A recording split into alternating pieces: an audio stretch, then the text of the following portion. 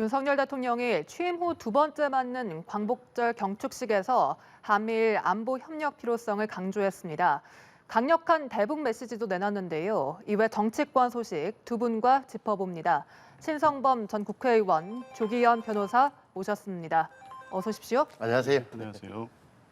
네, 윤 대통령 광복절 경축사에서 독립운동의 희생과 헌신을 기리는 한편 이 독립운동 정신의 핵심은 자유민주주의에 있다 이렇게 밝혔습니다. 그러면서 현실 공산주의 체제에 대한 강도 높은 비판도 이어갔는데 이번 경축사 두 분께서 어떻게 들으셨는지 궁금합니다. 우선 출발이 그러니까 윤석열 대통령의 역사 인식 자체가 보시죠. 독립운동은 자유민주주의 건국운동이었다. 그런데 건국의 자유민주주의를 선택한 대한민국과 공산 전체주의를 선택한 북한은 극명한 차이를 보이고 있다. 역사적으로 큰 차이가 나타났다. 그러니까 결과적으로 우리 선택이 옳았다는 걸 전제로 하고 그럼에도 불구하고 현재 어떻게 보면은 이런 반국가 세력들이 활개를 치고 있는 그런 측면이 있다. 그래서 여기에 뭐 굴복해서는 안 된다는 거였고, 그것도 구체적으로 뭐냐? 민주주의 운동가, 인권 운동가, 뭐 진보 활동가를 어떻게 자처하면서 인척하면서 이렇게 사회적으로 불안을 조성하겠다 이런 취지예요. 그러니까 이제 흐름은 이해를 하는데 왜 광복절 경축사에서 이야기를 했을까는 의문은 조금 정치권에서 특히 야당에서는 가질 만한 대목이다. 그러나 대통령의 인식이 좀 분명해 보여요. 그러니까 독립운동 자체가 자유민주주의 건국운동이었다는 전제로 하고 현재 상황을 설명하는 과정에서 나온 말 아닌가 이렇게 이해하면 큰 흐름에서는 저는 문제는 없다고 보이지. 네, 알겠습니다. 조 변호사께서 어떻게 들으셨습니까? 역대 진보 보수 정부를 막론하고 광복절 경축사의 가장 핵심은 국민 통합의 메시지입니다. 아무래도 이제 일제 식민지하에서 해방이 돼서 우리 정부 수립이 되고 자주 독립국가를 건설했던 거에 대해서 축하를 하는 의미가 가장 크다 보니까 이를 계기로 해서 국민 통합의 메시지를 가장 중요하게 봤죠. 근데 오늘 윤석열 대통령께서 하신 경축사에는 오히려 갈등과 왜곡된 역사 의식이 좀 많이 반영된 것 같아서 좀 걱정스럽습니다. 첫 번째 말씀하신 대로 독립운동을 건국운동으로 표현했습니다. 아마 이 부분 메시지에 굉장히 신경을 쓰셨던 것 같은데요. 불과 몇 년 전에 이 8월 15일 건국절 논란 때문에 굉장히 이제 갈등이 있었죠. 그럼 그 헌법 전문에 있는 임시정부 수립의 법통을 계승한다는 의미를 어떻게 해석해야 되느냐. 그러면 일제 식민치하를 정당화되는 논리로 악용될 소지가 있다 등등 여러 가지 논란이 있었다가 잠잠해졌는데 다시 이 문제를 꺼냈다는 부분 이제 논란의 소지가 될 수 있고요. 또 최근에 이제 계속 주요 기념이나 경축사에서 강조하시는 것 같이 반국가 세력을 또 언급하셨습니다. 이게 북한을 지칭한 것이 아닙니다. 보면 늘 민주주의 운동가, 인권 운동가, 진보주의 행동가로 위장하고 허위 선동하고 야비하고 패륜적인 공장을 일삼아왔다. 우리 사회의 어떤 특정 세력을 언급하는 것 같습니다. 이거를 어떻게 해석할지는 대통령께서 어떤 의중을 가지고 말씀하시는지까지는 모르겠습니다만 대략 야당, 정부의 비판적인 세력을 포괄해서 하시는 말씀이거든요. 구체적으로 언급을 해주셔야 됩니다. 이게 만약에 정말 최근에 어떤 국가보안법 수사를 받고 있는 일부 단체의 문제라고 하면 수사를 통해서 반국가 세력이 있으면 처벌하면 되죠. 그런데 정치적 반대 세력을 이런 방식으로 규정하고 갈등을 초래하는 메시지를 계속 반복하고 있다고 하면 그 광복절 경축사의 내용으로서도 부적절하고 국가 전체를 통합하셔야 될 대통령으로서 가지고 계신 인식이 좀 불안하고 위험하다. 저는 이런 생각을 했습니다. 네, 그러니까 이 공산 전체주의 세력, 반국가 세력이 누구를 지칭하는 것이냐 이에 대한 여야의 평가가 엇갈리는 것 같습니다. 저 부분이죠. 그러니까 막 야당에서는 우리 보고 하는 소리야 뭐 이렇게 대묻고 싶어 하는 것 같은데 제가 보기에는 뭐 대통령이 머리에서 일반론 아니겠느냐를 보여줘요. 그러니까 예를 들어서 이렇게 대한민국과 북한의 극명한 차이가 났다. 자유민주주의를 선택한 우리와 공산 전체주의를 선택한 북한 사이에 극명한 차이 있는데 그럼에도 공산 전체주의를 맹종해서 조작 선동으로 여론을 왜곡하고 사회를 교란하는 반국가 세력이 여전히 활개친다. 이들에게 쏟거나 굴복해서는 안 된다고 하는 이 말을 이 야당 내지는 어떻게 보면은 정부 반대 세력을 겨냥하는 거라고 해석하기도 좀 무리 아닌가 싶어요. 그러니까 저는 대통령이 일반론적으로 공산주의를 추종하는 우리 사회 일각에 그런 사상을 갖고 있는 그런 사람들을 지칭하는 거 아닌가. 제 눈엔 그렇게 비치는데 야당에서 좀 민감한 거 아닌가 그렇게 느껴져요. 네, 알겠습니다.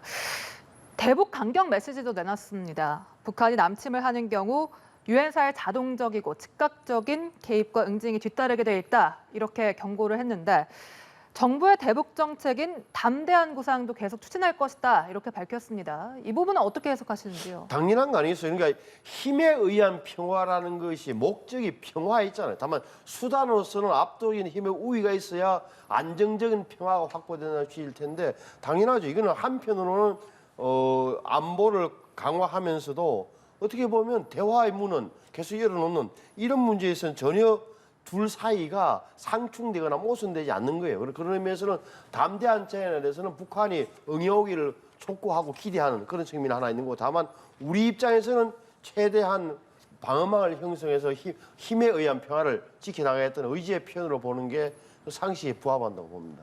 네, 조 변호사님.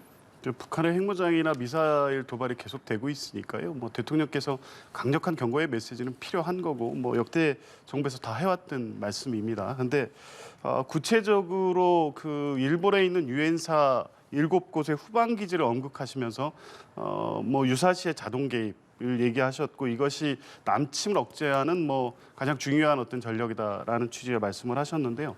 맞습니다. 유엔사가 이제 유사시에 개입이 되고 또 한국군과 또 협의하에 북한의 도발을 막아내는 역할을 하는 건 맞는데 지금 일본에 있는 유엔사 7곳의 후방 기지 문제는 몇 년 전에도 한번 문제가 됐습니다. 유엔사가 일본의 역할을 확대하는 논의를 계속하고 있고 이게 이제 일본의 전력을 제공하는 것까지 확대돼야 된다는 것이 2019년 전략서에 명기가 됐다가 이제 오협 논란으로 일단 넘어갔는데 최근에도 유엔사 부사령관이 또 일본의 역할을 확대해야 된다라는 언급을 하고 있습니다. 그러니까 미국의 의도는 이 동아시아 전략에서 일본의 군사적 역할을 강화해야 된다는 그 뜻을 갖고 있는 것 같고 일본은 당연히 좋아하겠죠. 이제 그런 측면에서 보면 지금 일본은 유엔사를 통한 군사적 자동 개입이 안 되는 나라입니다. 그럼에도 불구하고 이제 그런 우려가 있는데 대통령께서 이 부분을 특정해서 언급하고 곧 있을 한미일 정상회의에서 안보 협력이 주요 의제로 논의된다고 하면 유엔사 7곳의 후방 기지를 통해서 일본이 한국의 어떤 유사시에 군사적 개입을 하는 명분을 터주는 게 아닌가라는 우려가 이 메시지 속에 들어있지 않나 해서 좀 걱정이 되는 부분이 있고요. 곧 있을 한미일 정상회의에서 이제 이 부분에 대한 의제가 어떻게 정리될지는 모르겠습니다만 적어도 일본의 한국 내에서의 우리나라 내에서의 어떤 군사적 역할을 수행하는 정도까지의 안보 협력을 한다는 것은 실질적으로 안보 동맹을 의미하는 것이기 때문에 거기까지 허용돼서는 안 된다고 봅니다. 네, 윤 대통령 한미일 협력의 중요성을 전면에 내세우기도 했습니다. 특히 일본은 보편적 가치를 공유하고 공동 이익을 추구하는 파트너다 이렇게 규정을 했는데 이게 지난 3.1절 기념사의 연장성상이거든요. 이 부분에 대한 여야의 평가도 엇갈립니다. 엇갈릴 수밖에 없는 거죠. 일본에 관한 한 우리나라 국민들의 마음은 거의 다 아주 8대 7대 3 정도로 반일 정서는 아주 정서적으로 고착화되어 있는 측면이 있으니까 굉장히 정치로 보면 위험한 하긴 한데 당장 말씀하신 대로 18일 날 그러니까 이번 주 금요일 날 캠프 데이비드에서 바이든하고 기시다하고 삼국 정상회담이 처음 열린단 말이에요. 그러면 여기서는 안보 협력이 주제가 될 수밖에 없고 여기에 대한 대통령의 생각을 미리 공개한 것 아닌가 하는 생각이 들어요. 그러니까 지금 유엔사의 후방기지, 일본 후방기지 문제는 유엔군 사령부는 대한민국에 있지만 한국의 서울에 있지만 후방기지는 일본에 둘 수밖에 없는 처지예요. 왜? 일본에는 지금 주1 미 공군기지, 그 해병기지, 요코스카에 있는 미 7함대 기지, 그러니까 해군, 육군, 공군, 해병대 다 한반도에서 비상사태를 대비해서 7군데가 미군 기지가 있는 거예요. 유엔사의 후방기지라고 표현할 수 있는 거예요. 그렇게 된다면 이 부분, 그러니까 대통령이 말하는 만에 북한이 가장 두려운 것도 일본에 있는 후방 기지에서 바로 정원되는 이 부분을 때리기 위해서 부산항을 때리는 훈련도 하고 한단 말이에요. 가장 큰 억제 요인이 맞는 거죠. 그리고 저는 윤석열 대통령이 어떻게 보면 용감하리만큼 때로는 지나치리만큼 일본에 대해서 이렇게 우호적 자세를 보이는 것은 결국은 안보 문제 때문에 그런 것 아니겠느냐. 그리고 18일 날 캠프 데이비드 협상에서 뭔가를 미국과 일본으로부터 얻어내려는 그런 계산이 깔려 있다라고 저는 봅니다. 네. 지난 3.1절 기념사의 이 평가도 여야의 평가도 극명하게 엇갈렸었는데 이번에도 여야 평가는 극명하게 엇갈립니다. 그러니까 윤석열 정부의 그 일본 관계에 있어서 계속해서 뭐 공동의 이익이라든가 뭐 파트너십을 강조를 하시는데 우리가 얻게 될 이익의 구체적 내용에 대해서 제대로 된 설명을 듣지 못하고 있습니다. 오히려 뭐 징용공의 어떤 뭐 배상 문제라든가 또 지금 문제가 되고 있는 오염수 방류 문제 다 이게 우리 역사의식 또 국민들의 자존심 또 실질적으로 공간권에 심각한 우려가 제기되고 있는 양보들만이 계속 이루어지고 있거든요. 반면에 지금 공동의 이익을 추구하는 파트너라고 오늘 또 말씀을 하셨는데 구체적으로 어떤 이익인지 설명을 하지 않습니다. 물론 의원께서 지금 말씀하신 대로 안보사 협력의 필요성은 당연히 있습니다. 계속 안보 협력을 해왔죠. 근데 지금 이제 경제 협력으로 나아가는 데 있어서는 이익이 상충하는 부분도 있고요. 그렇기 때문에 안보 때문에 경제를 희생하는 방식으로 가는 것도 적절치 않고 안보 협력에 있어서도 지금 얘기하는 것처럼 미국 한미 동맹을 축으로 해서 일본과 제한적 협력 관계면 충분함에도 불구하고 이번에 한미일 정상회의에서 실제 일본의 어떤 군사적 역할을 한반도 내에서 강화하는 수준까지 합의가 된다면 대단히 위험한 것이라고 생각이 들고요. 공동 이익이라는 부분이 안보에 이제 국한돼 있다고 한다면 그 부분은 지금 우려하는 부분이 있고 경제 부분에 있어서도 구체적으로 어떤 이익이 있길래 이렇게까지 일본 정부의 저자세를 보여야 되는지에 대해서 아직도 국민들은 납득하지 못하고 있다고 봅니다. 네. 윤석열 정부의 세 번째 특별 사면이죠. 이 광복절 특사 명단이 발표가 됐습니다. 대통령실은 경제 활성화와 사회적 약자 배려에 초점을 맞췄다 이렇게 설명을 했는데 이번에도 여야의 반응은 극명하게 엇갈립니다.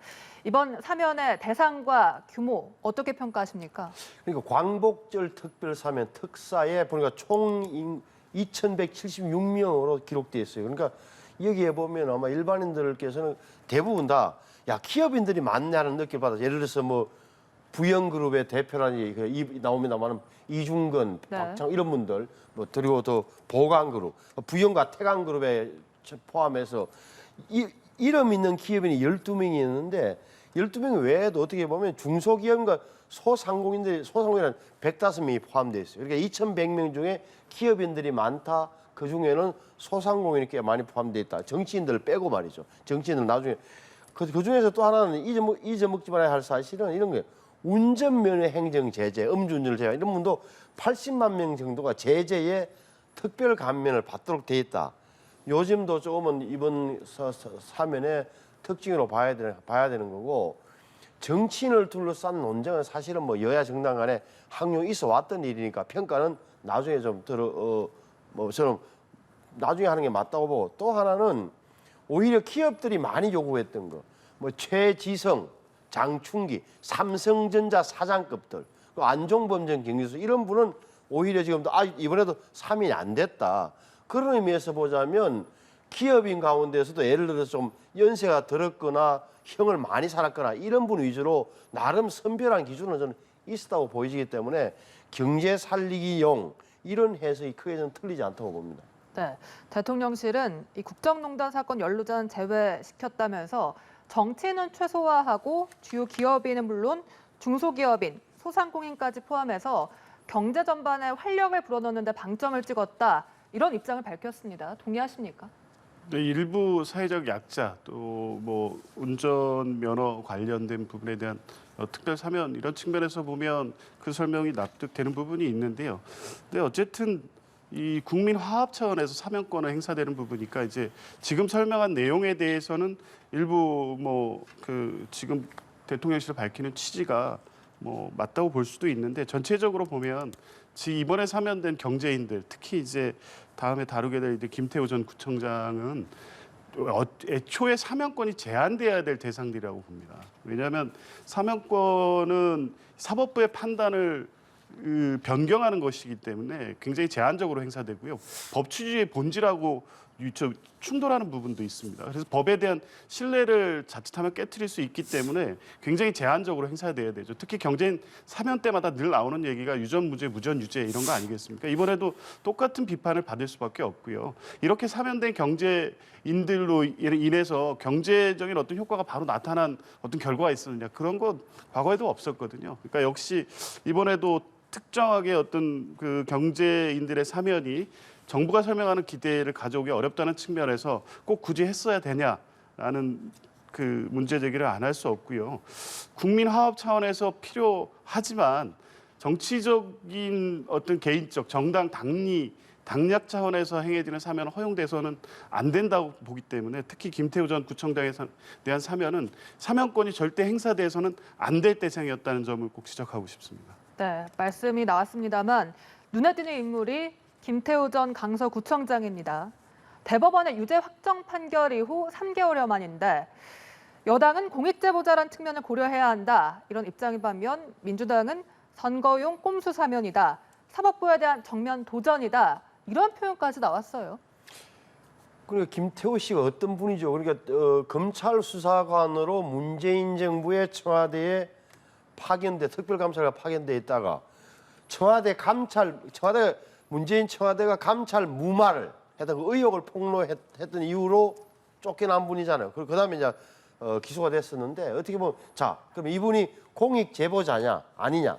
공익 신고자에게 문재인 정부가 공무상 비밀누설 혐의를 뒤집어 씌워서 기소해서 판결을 받은 거예요. 아니면 공익 제보자 성격이 있냐에 대해서는 시각에 따라서 다를 수 있는 거예요. 다만 대법원 판결을 받았기 때문에 그 판결 내용을 존중한다 하더라도 정치적으로는 다툼의 소지가 있다. 특히나 서울 강서구청장에 한 몇십만 명, 50만 명의 어떻게든 주민의 대표로 선출돼 있는데 당선 무효형이 됐단 말이에요. 그게. 하다가 구청장을 지내고 있다가 이렇게 되면 과한 것 아니라는 생각을 함직하죠. 그래서 3개월 대법원 확정 판결이 있으니 3개월 만에 사면된 게 굉장히 일반인들의 법인식과는 괴리되어 있는 건 사실이지만 한쪽에 또 제가 말씀드린 이런 측면을 고려할 요소도 있다고 저는 있다고 생각을 해요. 네, 알겠습니다. 글쎄요, 공익제보자가 아니죠. 공무상 비밀 누설죄로 유죄 판결을 받은 범죄 전력자입니다. 그러니까 공익제보라는 그 성격이 있었다는 것은 여권에서 애써 강조하고 싶은 부분이 있는데요. 만약 이게 공익제보라는 측면이 인정됐다면 법원에서 판단해서 이게 법률적으로는 정당 행위라고 해서 유죄 판결을 안 받았어야 되죠. 근데 대법원까지 가서 징역 1년, 집행유예 2년의 유죄 판결을 받았지 않습니까? 공익제보라는 주장에도 불구하고 공익제보로 인정받지 못한 겁니다. 그러면 공익제보라는 주장이 한편에 있다고 해서 지금 특별 사면 대상으로 불과 확정 판결이 3개월 만에 했다는 것, 이거는 애초에 사면권이 행사되지 않아야 돼. 사법권 상권 분립의 원칙이 위배되면서까지도 대통령이 특별히 권한한 권한이라고 하더라도 이런 경우에는 사면권이 행사되면 안 됩니다. 더군다나 특히 이제 김태우 전 구청장은 과거 이 행위 자체에 대해서 유죄 판결에도 불구하고 전혀 반성이나 이 부분에 문제의식을 갖지 않고 있고 오히려 전 정권을 비판하고 곧바로 이번 재보궐선거에 다시 출마하겠다는 의사를 밝히고 있습니다. 본인 때문에 우리 국민 세금이 낭비돼서 다시 치러지는 선거에 다시 출마하겠다고 지금 밝히고 있거든요. 이런 분을 왜 사면했는지 납득할 수가 없고요. 사면권이 이렇게 행사되면 국민들의 어떤 법에 대한 신뢰가 무너져 내린다. 저는 매우 안 좋은 선례를 남겼다고 봅니다. 네, 김 전 구청장이 오는 10월 치러지는 강서구청장 재출마 의지를 내비치면서 여야 셈법이 복잡해지고 있습니다. 국민의힘 지도부는 당초 귀책 사유를 이유로 무공천 이런 기류를 밝혔는데 여기서 좀 기류가 변화될 가능성도 있습니까? 저는 뭐 당내 기류를 지금 접하지 못하는 상태에서 제 말씀이 좀 자신은 없는데 아마 무공천하는 이유는 뭐죠? 김태호 구청장이 당시 구청장이 어찌됐건 법원의 판결 때문에 직을 상실했다. 따라서 우리 당에 우리 후보의 기책 사유가 있기 때문에 후보를 내지 않겠다라는 게 명분은 있어요. 분명한 명분이 있다고. 모든 정당이 이게 비용을 지출하게 되잖아요. 선거 비용을. 그러니까 국민들한테 최소화하다는 이유로 후보를 안 낼 이유도 있고 명분도 있다. 그런데 정치적으로 보자면 안 내는 게 과연 정치적으로 올바를까, 정치적으로 유리할까라는 측면에서 본다면 저는 내는 게 맞다고 봐요. 그러니까 예를 들어서 지금 당 일각에서는 내면 첫째는 당선될 가능성이 많은가, 이길 수 있겠는가 하는 자신감이 떨어질 수도 있고 지금 분위기상. 그리고 원래 서울 강서구 자체가 가벌병, 국회의원 3명 다 민주당일 정도로 민주당세가 강한 곳이에요. 여기에 굳이 후보를 냈다가 그게 김태호가 됐건 누구가 됐든 간에 후보를 냈다가 패배하게 되면 정치적 부담이 너무 크다는 그런 현실론이 있을 수 있는데, 명분론적으로 본다면 제1당 입장에서 글쎄 후보를 안 내는 것보다는 저는 내 성표와 상관없이 내서 심판을 받는 게 좀 더 당당한 태도 아닌가 하는 그런 생각을 하고 있습니다. 네, 일단 국민의힘 지도부는 보궐선거 공천 여부도 검토된 바 없다. 이렇게 신중론을 펼치고 있는 모습입니다. 국민의힘 지도부로서는 곤혹스러울 수밖에 없는 상황이라고 보여집니다. 낼 명분이 없죠. 그리고 만약에 이렇게까지 무리하게 공천을 했는데 선거에서 패배할 경우에 타격이 이제 적지 않을 것이기 때문에 고민을 할 수밖에 없는데, 국민의힘 지도부의 의사와 무관하게 김태우 전 구청장을 특별 삼원한 분명한 정치적 목적이 있다고 봅니다. 소위 말해서 공익제보라고 주장하는 측면이 전 정권과 관련된 내용들이었고, 그때 언론에 그 공개한 내용들을 보면 사실로 인정되는 부분도 있고 아닌 부분도 여러 가지가 있습니다. 이 논란을 재점화시킬 수 있죠. 특히 종선으로 가는 연결다리 아니겠습니까? 이번 재보선이. 그렇다면 그런 특정한 목적을 가지고 특별 사명을 했고 공천과 출마를 염두에 둔 어떤 배우의 어떤 움직임이 있었기 때문에 특별 사면이 있었다고 보여진다고 보면 국민의힘의 의지와 무관하게 공천 가능성이 높아지고 있다. 저는 그렇게 보고요. 이제 이 부분이 오늘 다시 나온 것처럼 대통령실의 당무 개입, 정치 개입 논란으로 또 번질 소지도 다분히 크다고 보는데요. 지금 강승규 시민사회수석이 지난 전당대회 때 직접 개입했다는 보도가 나와 있지 않습니까? 아마 이제 그런 연장선상에서 김태우 전 구청장의 이번 재보궐 공천 문제도 결국에 대통령실의 당무 개입의 어떤 또 다른 논란의 소지가 될 가능성도 크다고 봅니다. 네, 알겠습니다. 이런 가운데 여야의 잼버리 사태에 대한 공방도 이어지고 있습니다. 지난 주말 동안 기자회견을 앞다퉈 열어서 책임 공방을 벌였는데 여야 모두 내탓 공방을 하고 있거든요. 이걸 가려져야 되죠. 그러니까 이런 식으로 가려져야 된다. 뭐냐면은 적어도 한 2017년 이후에 6년 동안 준비한 국제 행사라는 게 이런 식으로 기회될 수밖에 없는가. 말을 바꾸면 국무총리가 화장실 청소를 하고 대통령이 특별 지시를 내려서 겨우 수습이 되는 이런 사태가 왜 벌어지는 규명을 해야 될 거예요. 저는 이때 말로 등장해야 될 게 감사원이다. 감사원은 이런 걸 조사하라고 나와 있는 조직이에요. 그래서 감사원에서 감사를 해서 도대체 어느 단계에서 무엇이 잘못됐길래 이렇게 되는가는 밝혀내야 한다고 봐요. 그러니까 돌이켜 보면 이게 무슨 일을 하기 위해서는 사람과 조직과 돈이 필요한데 사람 많았죠. 조직위원회 있었잖아요. 돈 예산 풍부했죠. 그러면 시간 많았죠. 준비할 시간 6년 동안 있었는데 왜 안 됐느냐. 이런 생각을 밝혀내야죠. 그러니까 지금 벌어지고 있는 어떤 정치권의 논쟁과는 별도로 어떻게 보면 저는 감사원이 차분하게 정말 징비록 쓰는 기분으로 우리가 무엇에 잘못했는가를 감사원이 좀 꼭 밝혀줬으면 좋겠어요. 네, 이 잼버리 대회 파행 책임 소재가 앞으로 규명이 될 수 있을까요? 될 수 있죠. 너무 간단하다고 봅니다. 지금 논란을 지금 여권에서는 복잡하게 만들고 싶어 할 텐데요. 책임의 90% 이상은 현 정부에 있는 거 아니겠습니까? 5년 기간에 전 기간의 준비 기간에 문제 있었다고 비판하고 100번 양보해서 3년 4개월 동안 문재인 정부 시절에 준비가 부족했다는 부분이 있다고 하더라도 주요 책임은 1년 6개월 동안 준비 기간 동안 현 정부가 뭘 했냐는 겁니다. 그리고 공동위원장 3명의 장관이 있고요. 그 작년 초에 3명의 장관을 임명하면서 이런 사태가 나올 것에 대해서 대비하기 위해서 공동위원장을 추가 임명했던 거고요. 그 뒤로 정부에서 안전대책을 계속 수립하고 점검을 했고 여가부 장관이 그 수행에 아무 문제가 없다고 국회 답변도 계속했습니다.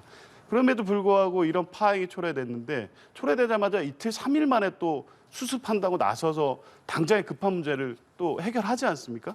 2, 3일 만에 될 문제를 1년 6개월 동안 아무것도 하지 않은 정부가 그 전에 3년 4개월 동안 뭐를 했냐고 지금 물어볼 수 있을까요? 그리고 3년 4개월의 기간은 기반 시설 조성이었기 때문에 그 부분과 지금 잼버리 파행을 직접 연결시키기에 인과관계도 부족합니다. 결국에 책임을 회피하기 위한 수단으로 전 정부 책임 있는 걸 거론하고 있다고 보고요. 국정조사를 통해서든 아마 이제 국회 상임위에서도 현안 질의를 계속 하게 될 텐데요.